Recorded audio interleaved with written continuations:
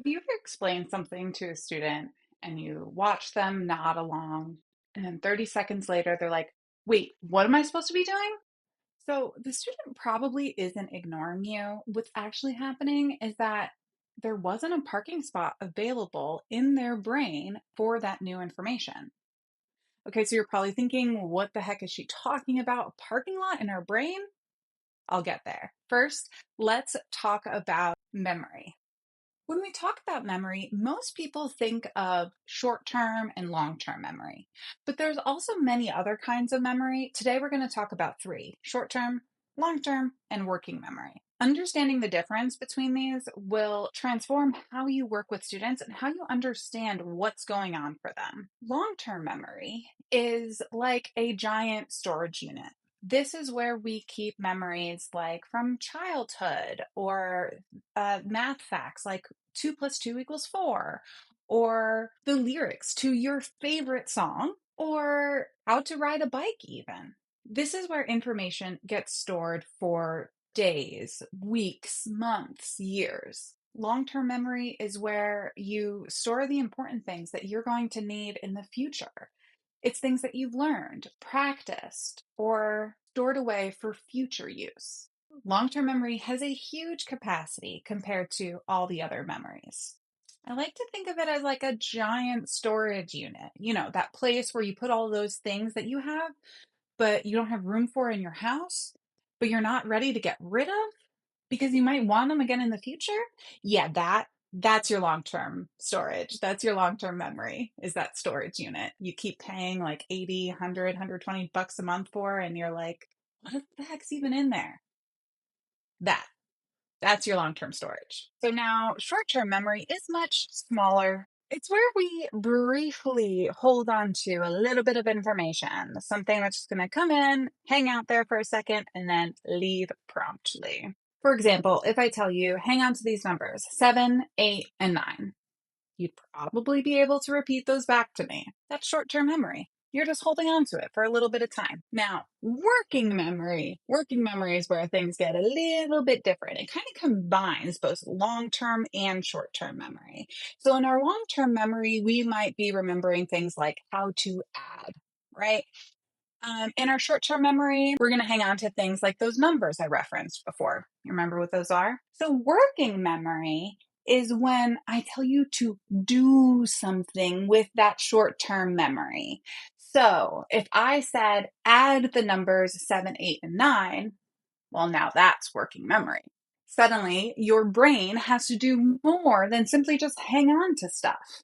Working memory is your brain's mental workspace. It's where information gets held and manipulated at the same time. Students use working memory all of the time. They are using it when they are following multi-step directions. They're using it while they're taking notes off the board. They're using it while they're solving math problems. They're using working memory while they are brainstorming and writing an essay. They're using working memory when they are practicing reading comprehension and trying to think back to what just happened at the beginning of that paragraph. And working memory is one of the most important executive functioning skills that we have and that we use all of the time. So here's my favorite way to explain it.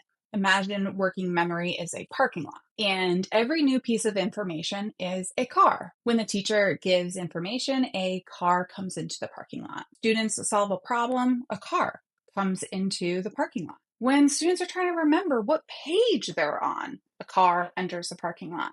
A neurotypical student might have about 7 parking spaces available, but a neurodivergent student is going to have like 3 or 4 parking spots comparatively.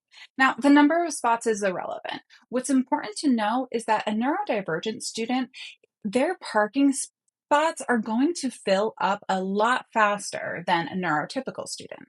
So it's not just like factual information that's taking up these parking spots. It is all the information, including sensory information. So all of these things are competing for space in the same parking lot. Some examples of this might be that the fluorescent lights are too bright. This shirt is really itchy. It could be a classmate's perfume is just so super stinky. Maybe they're worried about a social situation that's going to come up in lunch, or maybe they're still ruminating on that fight that they had with their mom on their way to school. Every one of those things can take up a parking spot. Now, imagine what happens when a teacher introduces a new topic. That information is another car that's circling the parking lot looking for a spot. But what happens when there's no spaces left? It means that that new information has nowhere to park. So it's going to have to circle the block a couple times, and it might not even come back. When the parking lot is full, this is called cognitive overload. And that just simply means that the brain is receiving way more information than it can organize and process in real time. And from the outside looking in, it might seem like the student is zoning out, it might seem like the student doesn't care, the student's forgetting directions, the student's asking the same question over and over and over again, but the student is missing really important details. But what's actually happening is that the student's mental space is overloaded. And this is why accommodations really matter. Accommodations aren't just giving students an easy way out. It's a way for them to clear up their mental workspace so that they can focus better. And there's many things that can help. Written directions is really important.